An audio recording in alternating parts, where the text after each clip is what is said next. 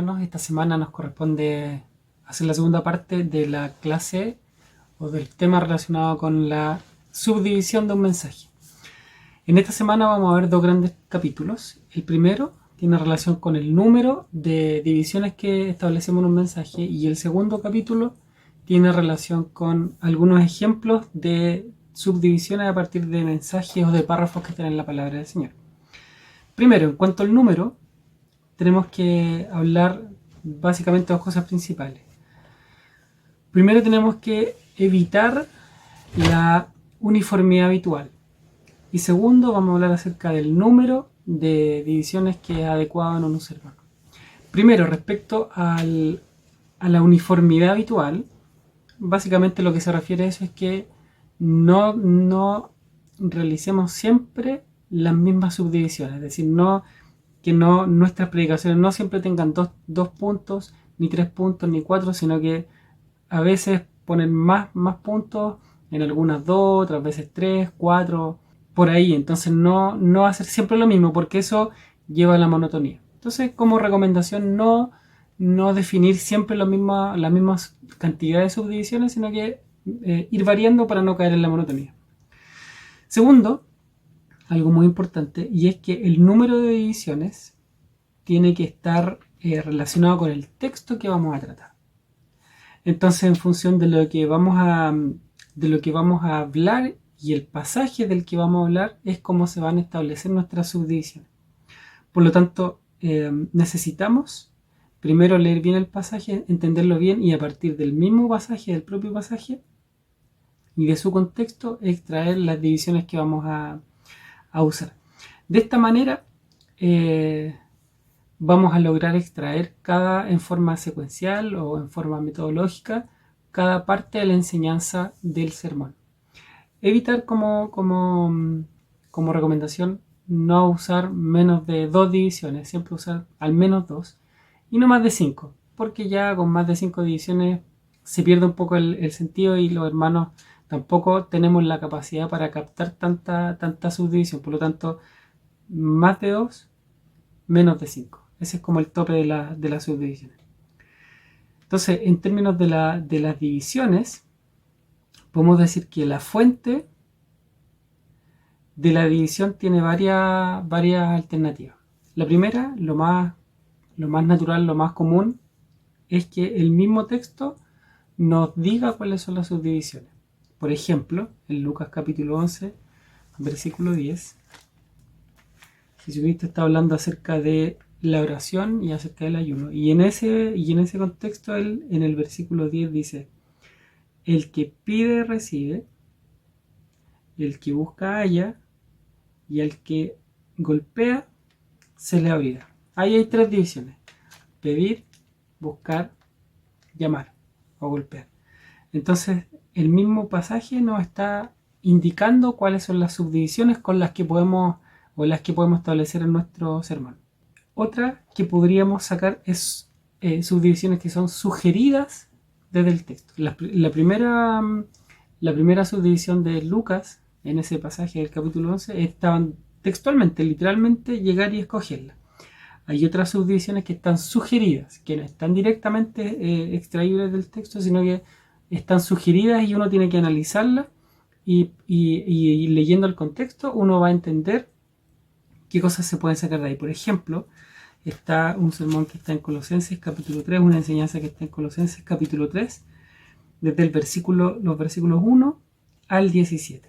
Entonces ahí podríamos hacer varias subdivisiones en función de cómo uno entiende el contexto.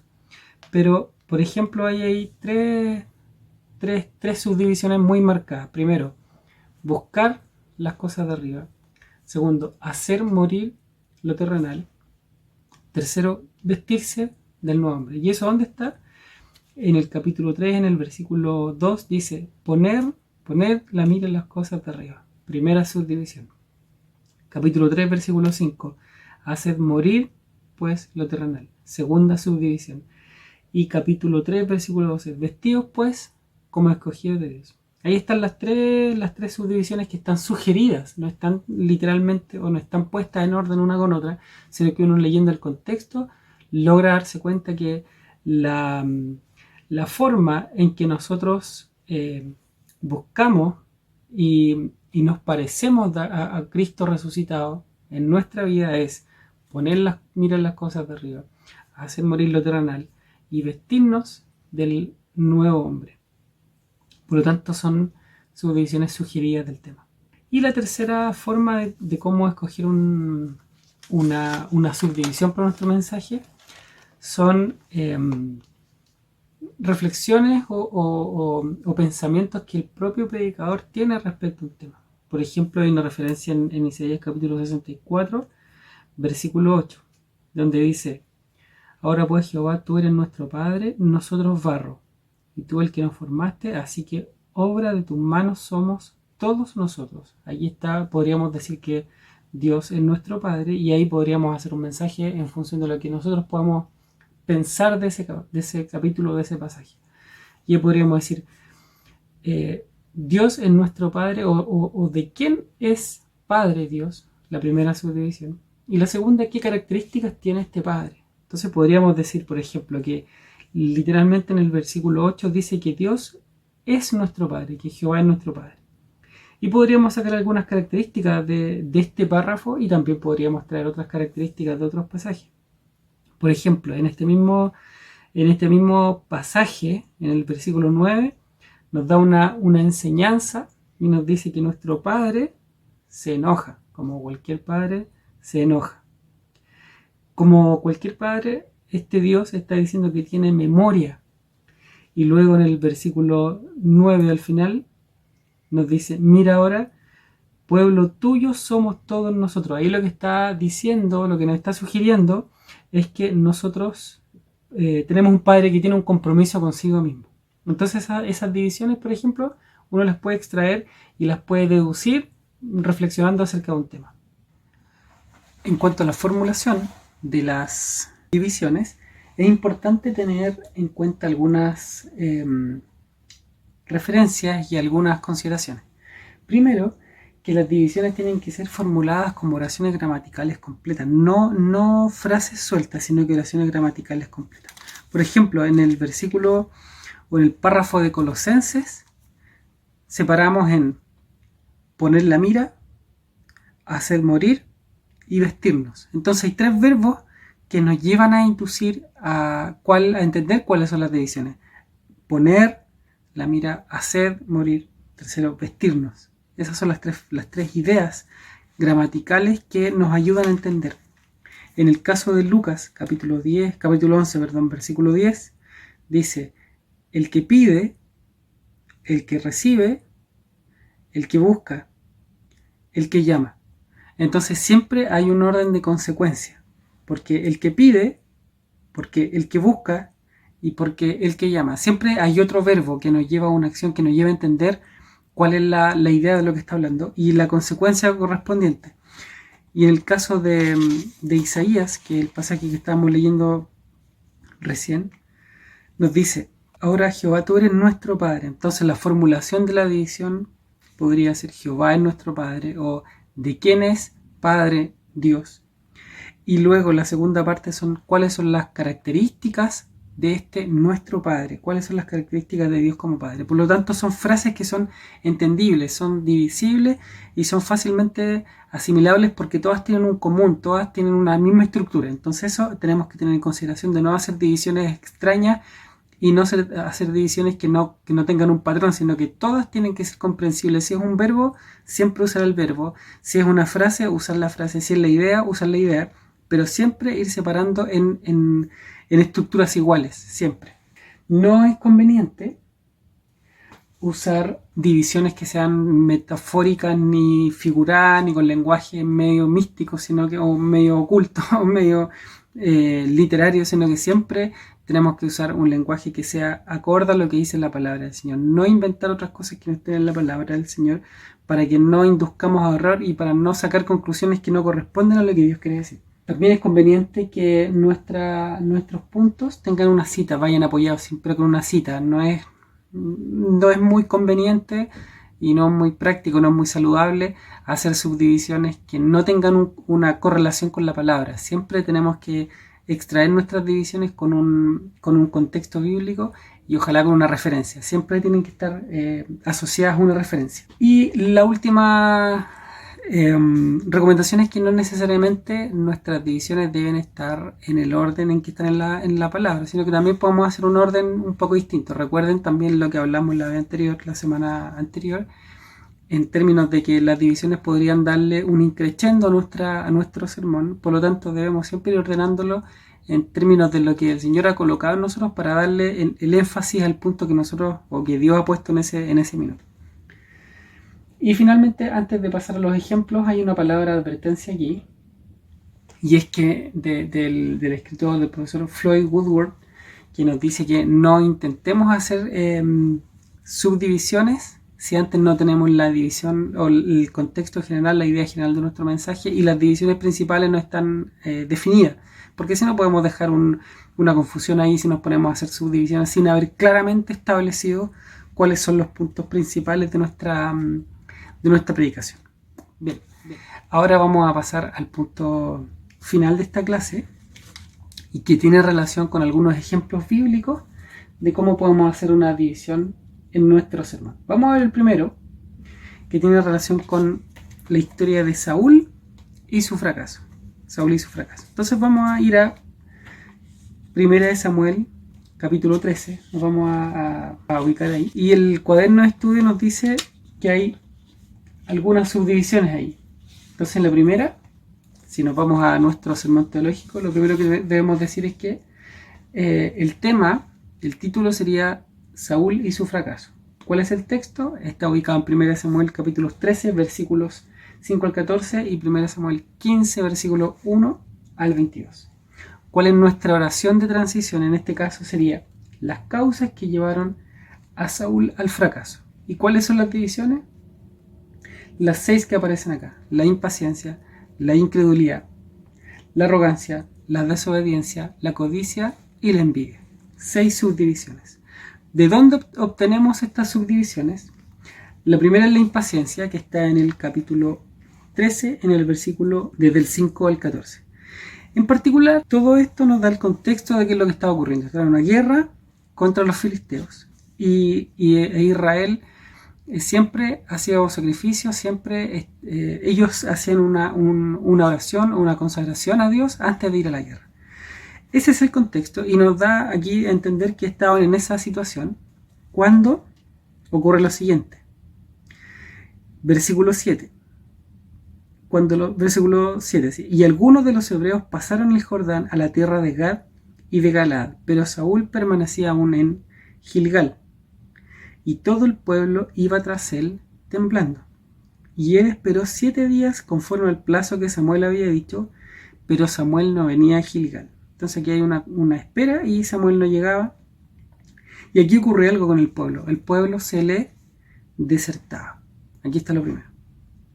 Entonces Saúl, viendo que el pueblo desertaba, dice: traedme un holocausto y ofrendas de paz. Y él ofreció el sacrificio. Entonces él, viendo que el pueblo desertaba, él se impacientó. Y aquí lo primero que nos dice que dónde empezó la tragedia de Saúl, porque él vio que el pueblo se le estaba yendo. Primero, impaciencia. Luego, la incredulidad. También están en esos mismos versículos. Fíjense lo que dice en el versículo 11. Entonces Samuel dijo: ¿qué has hecho? Y Saúl, fíjense lo que responde: vi que el pueblo se me desertaba. Él vio que el pueblo le desertaba.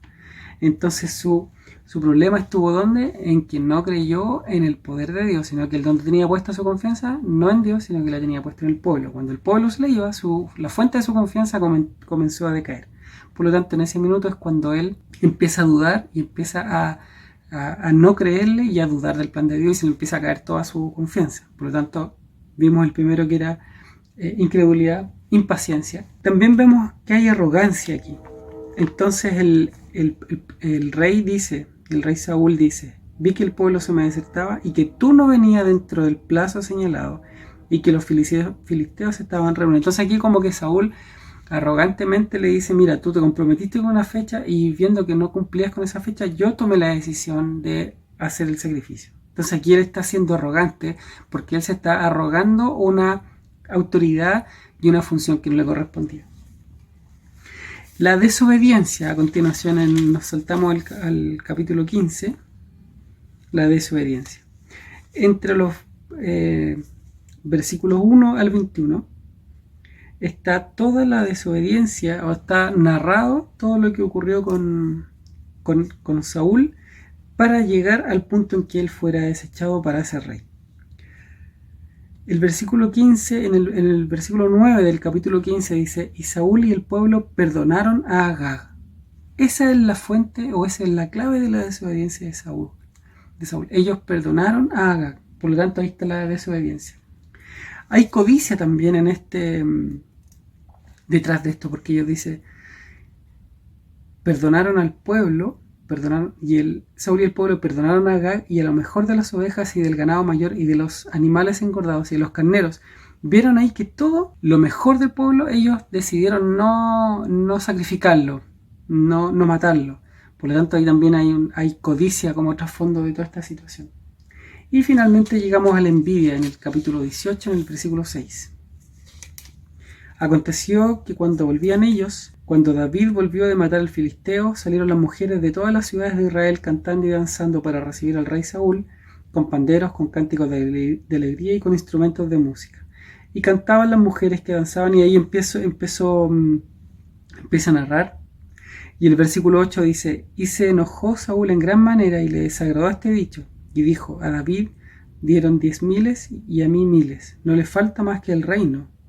Y desde aquel día Saúl no miró con buenos ojos a David, envidia. Entonces, ¿cómo parte esto? Con incredulidad, con arrogancia, con duda, con impaciencia, luego desobediencia, codicia y envidia. Y aquí termina la debacle, la tragedia del rey Saúl. Esos son los puntos que nosotros podríamos construir o podríamos subir. Hay muchas formas de mirarlo. Mirando el contexto también, el Señor siempre a uno, y ahí está la clave de que el Espíritu inspira a cada uno conforme a lo que Él quiere darnos. Pero aquí vimos así muy a grosso modo cómo se puede subdividir un mensaje sacando del contexto bíblico, sacando algunas enseñanzas para nosotros. Un segundo ejemplo, podríamos sacarlo de Mateo capítulo 5. En Mateo capítulo 5 enseña lo siguiente. ¿Cuál es el tema de ahí? El tema sería, o el título de nuestro sermón sería, un corazón limpio. ¿Cuál es el texto? Mateo capítulo 5, versículo 8, y ahí dice así: bienaventurados los de limpio corazón, porque ellos verán a Dios. Ese es nuestro texto. ¿Cuál es la oración de transición? Las razones que demuestran la importancia de tener un corazón limpio, de tener limpieza de corazón.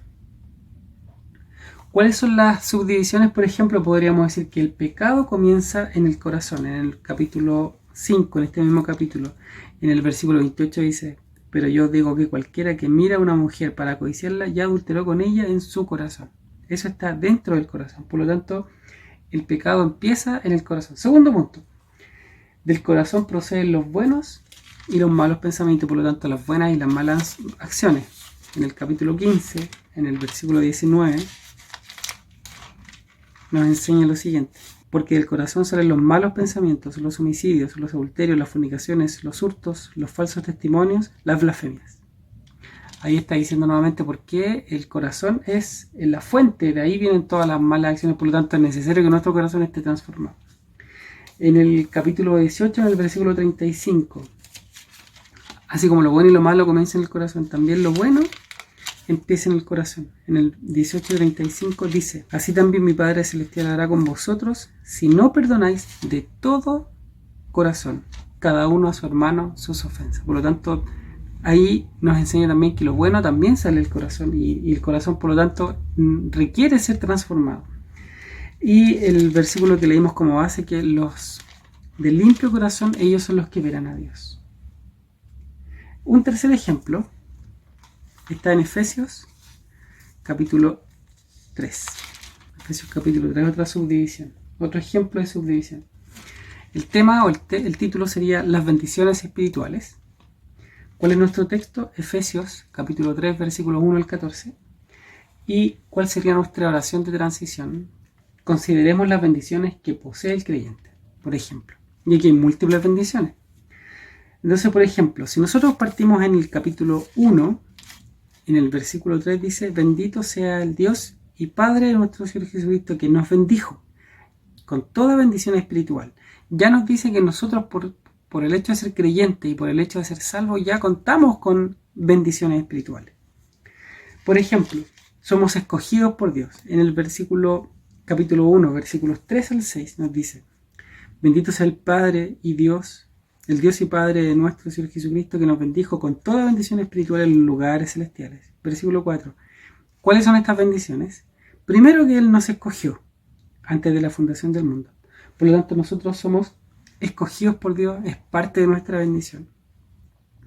Si seguimos leyendo, dice: en amor, habiéndonos predestinado para ser, segundo, adoptados, otra bendición, por hijos suyos, por medio de Jesucristo, según el puro efecto de su voluntad, para alabanza de la gloria de su gracia, con la cual nos hizo aceptos en el amado, otra bendición. Por lo tanto, ya hay, por el hecho de ser escogidos, tenemos muchas bendiciones.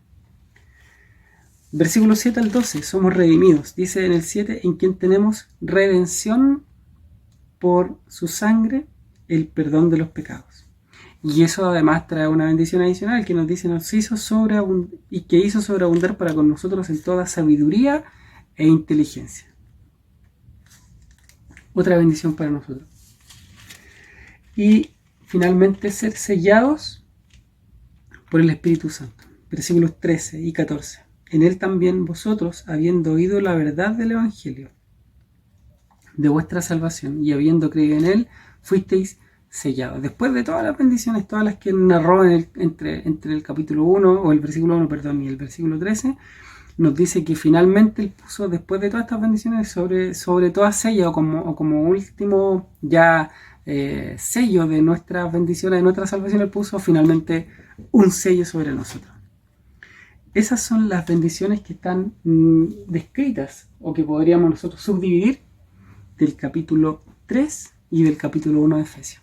Por lo tanto, hermanos, hemos llegado al final de este capítulo 6. Hemos entendido que un sermón necesita divisiones para que el mensaje se capte de mejor forma, se fije de mejor forma. Así nosotros le damos un orden a nuestro sermón en función de lo que el Señor haya querido establecer para los hermanos y las cosas que el Señor haya puesto en nuestro corazón para darle más énfasis a nuestra predicación. Por lo tanto, es importante, recuerden siempre que un sermón sin divisiones es como una casa sin divisiones, como una casa sin tabique. ¿Está la casa? Sí. ¿Sirve para su uso? Sí, sirve para su uso.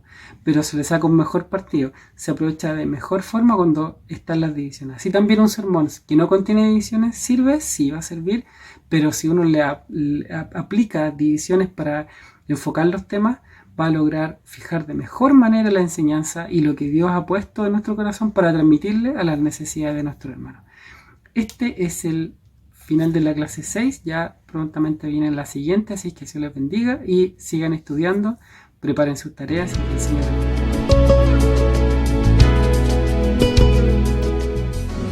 les Esta fue una producción de la Iglesia Evangélica de Dios Pentecostal de Conchalí. Le invitamos a seguirnos cada jueves en nuestro culto en línea a través de Facebook y cada domingo a través de nuestro canal YouTube. Para más información, visite nuestro sitio evangelica.cl. Que nuestro amado Dios les bendiga.